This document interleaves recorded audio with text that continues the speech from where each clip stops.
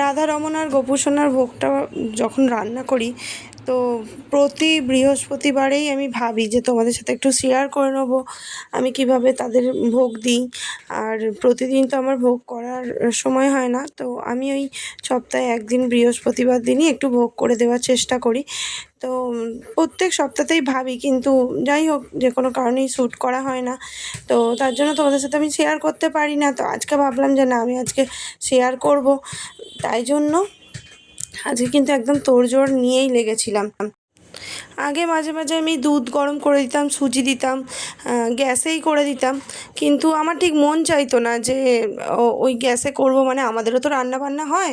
তো সেই কারণে দেখো আমি ভগবানের বাসন কোসনগুলো সব আলাদা করেছি, আর একটা ছোট্ট মাটির উনুনও বানিয়েছি যে আলাদা করে ভোগটা রান্না করে দেবো বলে। এখন এই উনুনেই আমার ওই ছোটো ছোটো হাঁড়িতেই দুধ গরম, সুজির হালুয়া, মানে বিভিন্ন রকম যখন যেরকম পারি আমি করে দিই।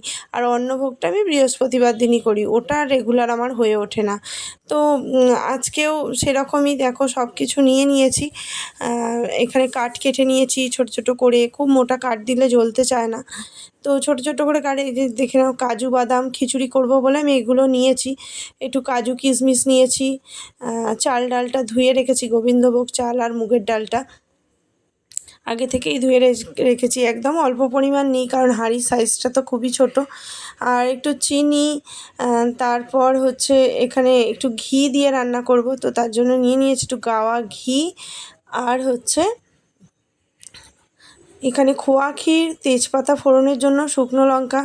ভগবানের ভোগ একটু মিষ্টি মিষ্টি হলেই ভালোবাসে, আর গোপাল সোনারা তো মিষ্টি খেতে ভীষণ ভালোবাসে, তাই একদমই ঝাল ঝাল যেন না তার জিভে লাগে, তার জন্য আমি চিনিটা একটু বেশি নিয়েছি। তো এবার আমি উনুনটা জ্বালিয়ে নিই, তারপর আমি আসছি। তো তোমাদের হয়তো মনে হতে পারে যে কি খেলনা বাটির মতো এরকম ছোট ছোট জিনিস নিয়ে এইভাবে কি ভোগ করে নাকি, তুমি কি খেলতে বসেছো? অ্যাকচুয়ালি সেটা নয়, আমার এতেই হয়ে যায়, মানে আমার ভগবানের ভোগ এতেই হয়ে যায়। তো তার জন্য আমার ওই বড় বড় বাসনে করার কোনো প্রয়োজন পড়ে না। রেগুলারের ভোগ মানে তাকে দেওয়ার জন্য এতটুকুই আমার কাছে যথেষ্ট। তো সেই জন্য আবার অনেকেই দেখে বলে যে আমি ফেসবুকে এই ভিডিওগুলো যখন দিই তখন অনেকেই দেখে বলে যে তোমার বেশ এই রান্নার সামগ্রীগুলো ভালো লাগে, এরকম ছোট ছোট ইয়ে। তো আমার ফ্রেন্ডরাও বলে যে কোনো দিন গিয়ে রান্না করব, করে তোমার গোপালকে দেবো। এই রান্নার বাসনপত্রগুলো তাদের আবার ভালো লাগে, কারোর কারোর আবার মনে হয় যে খেলনাবাটি খেলছি। তো দেখো, কথা বলতে বলতে আমি তো উনুনটা জ্বালিয়ে নিয়েছি। আগের সপ্তাহে কী হয়েছিল, বৃহস্পতিবারে কিছুতেই উনুন জ্বলছিল না, কিছুতেই কাঠগুলো জ্বলছিল না, জানি না কেন। তো এইবারে আমি তো অনেক করে তাকে ডেকে, যে এত গরম, এই ফ্যান অফ করে বাড়িতে মানে রুমের ভিতরেই করতে হয় রান্নাটা, বাইরে কোনো জায়গা নেই আমার সেরকম, যেন তাড়াতাড়ি উনুনটা জ্বলে যায়। তো যাই হোক, গোপাল সোনা আমার কথা রেখেছে, আর ঘি, তেজপাতা, শুকনো লঙ্কা দিয়ে দিলাম হাঁড়িতে ফোড়ন। তো একটুখানি শুকনো লঙ্কাগুলো একটু ভাজা হোক, তেজপাতার গন্ধটা একটু ছাড়ুক। এবার আমি ওই চাল ডাল যেটা ভেজানো ছিল, চাল ডালটা তুলে দেবো। হাঁড়ির সাইজটা দেখেছো কতটুকু, কিন্তু এর মধ্যেই আমার হয়ে যাবে, মানে এতটুকুও পড়বেও না, উতলে কিচ্ছু না। তো এই ভোগটা ওকে দিই, তারপর প্রসাদ হিসাবেও আমরা যে খাই, মোটামুটি মানে সবারই তৃপ্তি হয়ে যায়, এতটা ভোগটা হয় কিন্তু। তো ডাল চালটা একটুখানি নেড়ে নিয়ে আমি জল ঢেলে দিলাম। এবার এটা একটু ফুটে উঠুক, একটা ছোট্ট সরা দিয়ে ঢাকা দিয়ে দিয়েছি। তো একটু ফুটে উঠতেই দেখতে পাচ্ছ হলুদ গুঁড়ো, আর কোনো বাটা মশলা বা এরকম তো কিছু দেবো না, কিন্তু এতেই কিন্তু অতুলনীয় স্বাদ হয়। কারণ আমি রান্না করতে বসার আগে গোপাল সোনাকে বলে দিই যে তুমি তোমার স্বাদ নিজের মতো করে নাও, আর তুমি তোমার রান্নাটা তোমার মনের মতো যেন হয় সেই রকমই দেখো, সেইভাবেই করো। তো আমি কাজু কিশমিশ দিয়ে একটু নাড়াচাড়া করে সন্দক নুনটা দিয়ে দিলাম। এখানে ডাল চালটা অল্প একটু সিদ্ধ হয়েই গেছে প্রায়, তো এইটা নাড়তে নাড়তেই হয়ে যাবে। অল্প অল্প করে জল দেবো আর নাড়বো, খুব বেশি জল দিলে তো উতলে পড়বে। একটু সময় নিয়ে আস্তে আস্তে জাল দিয়ে করতে হয় ঠিকই, কিন্তু হয়ে যায়, বেশ সুন্দর হয়। তো আরেকটু নাড়াচাড়া করে আরেকটু ফুটিয়ে নিয়ে সিদ্ধটা যখন হয়ে এসছে, তখন আমি চিনিটা দিয়ে দিলাম। দেখলে যে চিনিটা না দিলে তো অসম্পূর্ণ, মানে তার ভোগ একটু মিষ্টি মিষ্টি তো করতেই হবে, তো তার জন্যই আমি চিনিটা দিয়ে নিলাম। আর খোয়া ক্ষীরটা সিদ্ধ প্রায় মানে মোটামুটি হয়েই গেছে, আর একদমই হয়ে গেছে প্রায়।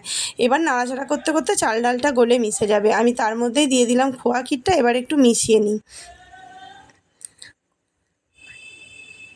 এই খোয়া ক্ষীরটা দিয়ে নাড়াচাড়া করে নিয়ে সব হয়ে গেছে। লাস্টে উপর থেকে আরও একটু গাওয়া ঘি আমি দিয়ে দিলাম, দিয়ে নামিয়ে নিলাম। এই যে গন্ধটা, সত্যি মানে এটা ভোগ রান্নার জন্যই বোধহয় এতটা ভালো গন্ধ হয়। আমি যখন বাড়িতে ট্রাই করি যে আমরা দুপুরে খাবো বা যেদিন নিরামিষ উপোস টুপোস থাকে, কিন্তু এই রকম টেস্ট হয় না সত্যি, আর এরকম গন্ধও ছাড়ে না। মানে তার জন্য তার নাম করে যে করা যে ব্যাপারটা। আমি এখানে একটু চেক করে নিলাম যে গরম আছে কি না, গোপাল সোনার গরম লেগে যাবে। তো এবার তাকে খাইয়ে দেওয়ার পালা। সে খেয়ে নিক, খেয়ে দিয়ে রেস্ট করুক। তো ছোটো গুবলুকেও আমি খাইয়ে দিচ্ছি। এটা আমার গপু সোনা, আর বড়টা আমার রাধারমন। রাধারমন গ্লাসে করে জল খেতে পারে, কিন্তু গপু সোনা তো পারে না। ওর কাছ পর্যন্ত গ্লাসটা পৌঁছালেও জামা কাপড় ভিজে যায়, তাই একটু চামচে করেই খাইয়ে দিলাম। তো তাদের তো খাওয়া দাওয়া হয়ে গেছে, মুখ টুক মুছিয়ে তাদেরকে এবার একটু বিশ্রামের জন্য বসাই। দেখা হচ্ছে আবার পরের ভিডিওয়। সবাই এইভাবেই ভালোবাসা দিতে থাকো তোমরা। এক মাসের মধ্যে যে এত ভালোবেসেছো আমাদের, তার জন্য ধন্যবাদ। রাধে রাধে বন্ধুরা।